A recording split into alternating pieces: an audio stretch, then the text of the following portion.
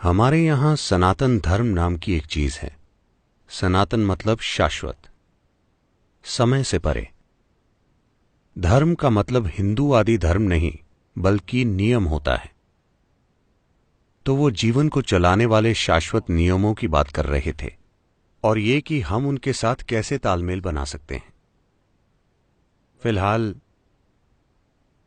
चाहे आप स्कूल गए हों या ना गए हों, आप एक महान वैज्ञानिक हों या ना हों, फिर भी आप इस धरती के सभी भौतिक नियमों का पालन कर रहे हैं, हां या ना? वरना आप यहां बैठकर जिंदा नहीं रह सकते। तो इसी तरह से अलग प्रकार के नियम हैं जिनकी प्रकृति भौतिक नहीं है, जो आपके भीतर जीवन की प्रक्रिया को चलाते हैं। तो उन्होंने इन चीजों को पहचाना और कहा, These are the laws which govern one's life. इन नियमों से हमारा जीवन चलता है। लेकिन कुछ समय के बाद वो उत्साह से भरपूर इंसान जो पीढ़ी दर पीढ़ी पैदा हुए, इसमें अपनी चीजें जोड़ते चले गए According to the necessity of the day. उस समय के हिसाब से या अपने स्वार्थों के हिसाब से।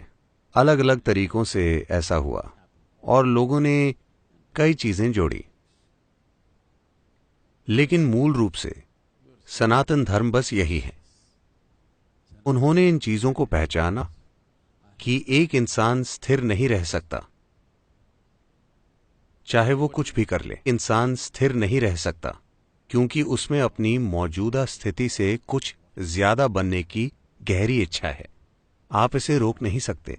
आप उसे चाहे जो फिलॉसफी सिखाइए, आप इसे रोक नहीं सकते। वो जो भी है, वो अपनी मौजूदा स्थिति से कुछ ज्यादा बनना चाहता है। अगर वो थोड़ा ज्यादा हो जाए तो वो कुछ ज्यादा खोजेगा और फिर कुछ और ज्यादा। तो अगर आप इस पर ध्यान दें तो हर इंसान अचेतन रूप से असीम विस्तार की इच्छा रखता है। तो हर इंसान अचेतन तरीके से असीम प्रकृति या अनंत संभावना की खोज कर रहा है। या दूसरे शब्दों में कहें तो हर इंसान को जानबूझकर या अनजाने में सीमाओं से एलर्जी है।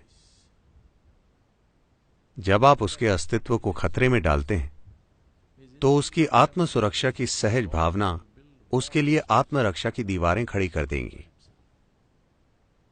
किसी बाहरी खतरे के ना होने पर आत्मरक्षा की उन्हीं दीवारों को वो तुरंत ही आत्मकैद की दीवारों की तरह अनुभव करने लगता है।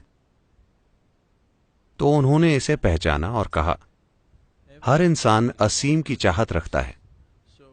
तो सबसे पहली चीज जो आपको करनी चाहिए, जैसे ही एक बच्चे में ठीक ठाक जागरूकता आ जाती है, सबसे पहली चीज जो आप उसके दिमाग में डालते हैं वो ये है कि उसका जीवन मुक्ति के बारे में है।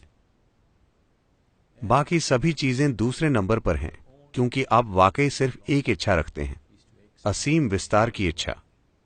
आपके अंदर कुछ ऐसा है जिसे सीमाएं पसंद नहीं हैं। तो आपको उस दिशा में बढ़ने के लिए क्या करना चाहिए? उन्होंने सरल नियम स्थापित किए। अगर आप ये और ये करेंगे तो आप स्वाभाविक रूप से उसी दिशा में जाएंगे। आप इसे धर्म नहीं कह सकते, ठीक है? क्योंकि ये ऐसी जगह है जहां आपको आजादी दी गई है कि आप अपना खुद का ईश्वर बना सकते हैं।